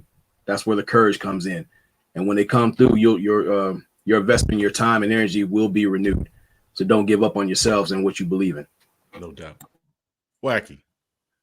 that's correct. That's what. Go ahead, Soul and Black. Before I give it to She, go ahead, Soul and Black. I just want to say, what would be cool, you guys, is if you put together like a list of brothers with decent panels and share those kind of folk.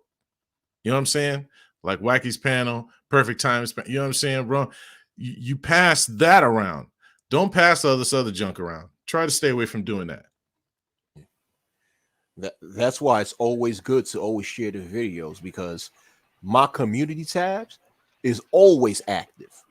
And I'm only sharing content full of positive brothers with substance, wise brothers, you know? So always do that. That's great advice, Soul and Black.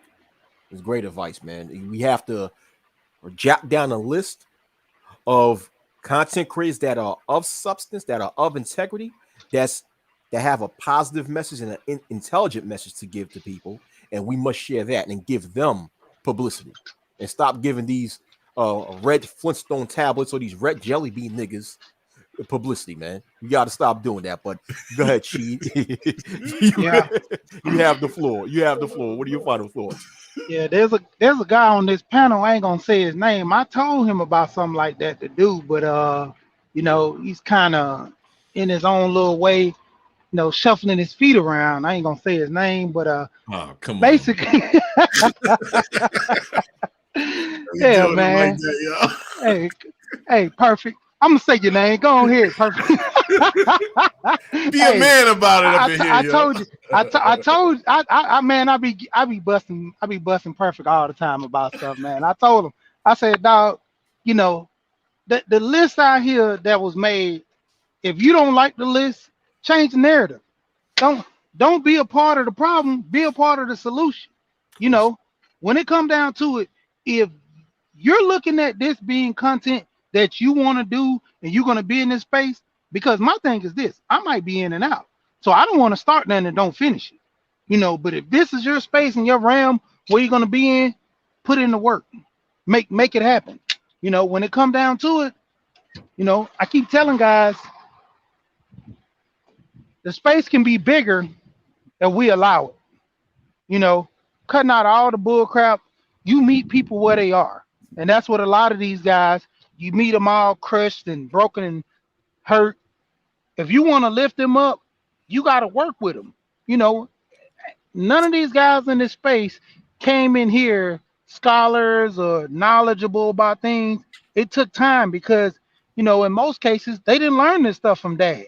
They didn't learn this stuff from men in the community because they were shut off from the people around. I met a guy in this space. He'd never been around men, and the only man he ever knew was one guy was his uncle. Don't talk to him. Couple of guys at work, he socialized, but don't relate to these guys. He don't talk to them. His mom told him, you know, dealing with men is gonna bring you trouble. And I told the guy, I was like, the things I told him, I gave him more information than anything he's ever learned. And he took this advice and knew everything that he was taught or showed was wrong in his life. He put it into play and started like, okay, now I'm gonna change my life. I'm gonna be around more men. I'm gonna start being more productive.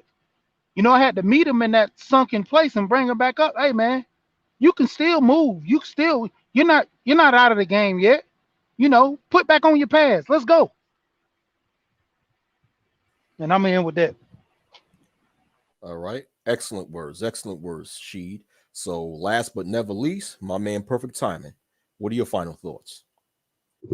Great stream, great panel, man. I'm reinvigorated. I'm excited for my show today, man. Thank you guys for the clarification, and and also thank you for like the telling me that I've been using my thumbnails and my clickbait the correct way. So I'm inspired to continue to keep going and continue to persevere with the message. Today's show also, I think you were very brave for once again highlighting this topic and not being quiet, which we have to do as men. And I know you have a certain voice that these individuals doing this hear this. In my prayers that they learn to be the proper coaches. You know what I'm saying? Because you already got subscribers and you already have a voice. If you hear these men pulling your collar, like my collar got pulled, you know what I'm saying? Maybe readjust and use your focus to actually be a help instead of a hindrance. So thank you for allowing me on the panel, bro. And peace to everybody, man. Have a blessed day. No doubt. No doubt. We're All right, back at you. Peace. All you brothers have a great day. It was a pleasure for all you brothers to come up on the panel. You know, y'all tell me good panel, but this panel would not be good without the four you brothers coming on here. So remember, you guys contributed on making this a good panel. All you guys did. You know, and you know, I just love the wordplay of Book of Ronan, boy. I just love the wordplay, boy.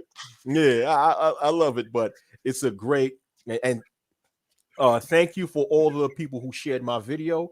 Thank you, China White. Thank you, the bishop for sharing my video.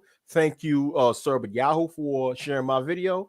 So, what I have to say is, like I said, you know, like Tupac once said, "Fuck these fake ass bitches." You know, excuse my language, but yeah, exactly, Ronan, exactly, Ronan.